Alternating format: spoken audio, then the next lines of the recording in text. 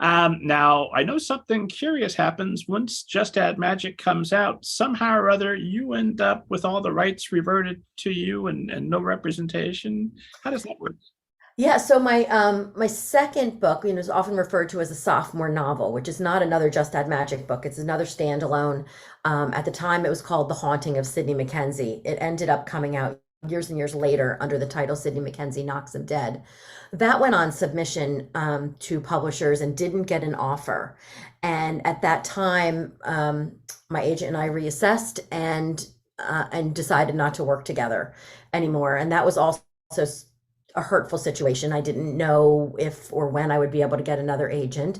But then serendipity does what it does, and somehow I have all of the Just Add magic in my hands, and no one to represent me. Then a lot of things sort of happened at the same time. I was looking for another literary agent, and I also reconnected. Now Facebook was getting big at this time, and I reconnected with some friends from University of Southern California, including my roommate, my freshman year roommate, who also had gone in undeclared and wanted to get into the film school. While I tapped out and came back east, she did get into the film school, and she had been writing for animation for a number of years and had recently relocated back to Pennsylvania. We had lunch, and I explained to her that I had this book, and I envisioned a lot more for it than a standalone novel. I had written it to be a trilogy, and I very much saw it on the big or small screen, and asked for advice.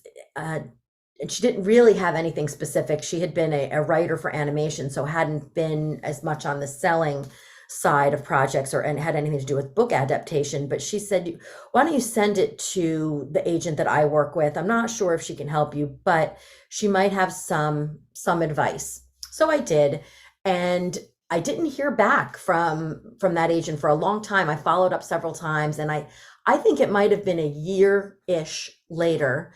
I got a call when I was in the carpool line to pick up my kids from school, and it was her, it was that agent, and she said, I just finished your book. I love it. I think maybe I can sell it.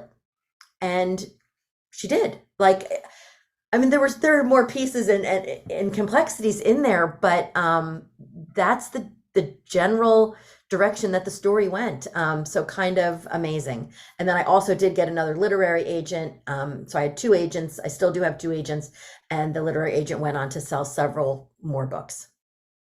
Literary agent number two, is that about 17 rejections before you're able to get with her? Is that a different process? It wasn't because at this time, I'm a little bit more entrenched in the industry, and I'm following different agents on Twitter. I'm meeting some at conferences, so I'm starting to network a little bit. And there are some agents who strike me as, I think this one might be a good fit for me because I've met them, and personality wise, maybe there's some chemistry. I'm more familiar with what the other authors they're working with. So I queried less, let's say five or eight, that I thought I had some decent connection with. And the one I really wanted I sent her a story, and she turned that story down. And I said, I really want to work with you. I have other projects. Can I send you something else? And I think I did send something else, and that didn't grab her. But she did end up signing me as a client. But it took, some months of back and forth. I don't want to say convincing her, but of us sort of sussing each other out to see if there was good chemistry there.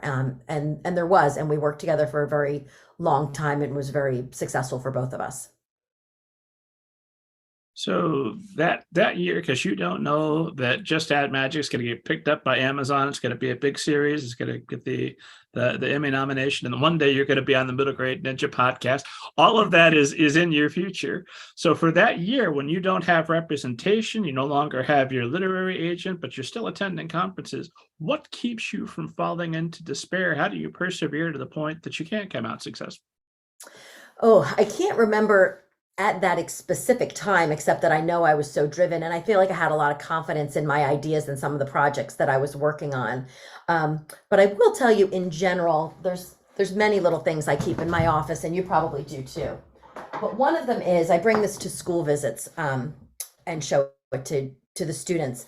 This is Dumbledore's wand that I got at Universal, and on times like that, when I really kind of get down, a lot of rejections, this is one of the touchstones that I look at, because to me, this communicates that a character, an idea that was once in someone's head, can become an industry. And I think that is an amazing concept for me to wrap my head around. But those are the kind of things, the kind of dreams that kept me going and continue to keep me going.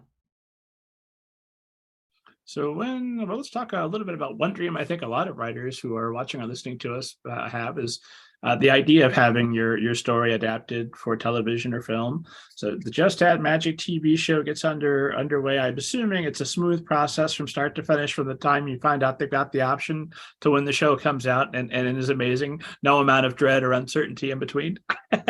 Well, it actually wasn't optioned. So it was kind of, now I'm getting the gist of how these things work more, but it was a flat out purchase. They made the acquisition right from the get-go, and then at the time, so now we're probably circa 2013, 14-ish. And Amazon does this thing where they have pilot season, and they create pilots for several shows, and then the audience votes on which of the pilots they liked the best, and that's the project that Amazon then progresses forward with a full season. So it went pretty quickly to pilot, and then the pilot was tested. It won, it got the green light, and it advanced to season 1. Well, who's going to vote against 3 adorable little girls? That is that a nerve-wracking period when that's up for votes? I'm assuming you're calling everybody you know and asking them to vote. Oh, heck yeah. I had a nice big party too, and I tried to get everyone to vote. Yeah, nerve-wracking, but I had a lot of naivete at the time. I still do, I should say, both in writing and my film stuff, even though I've been at this now for probably about 20 years. I still consider myself a novice, and I know that there is just so much that I don't know, and I'm learning all the time. But at that time, I don't know that I knew enough to be nerve-wracked, or what the stakes were, or what it could be.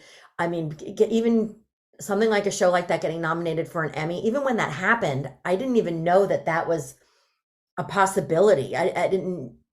I just was not familiar enough. I'm still not, with the world to know what can be.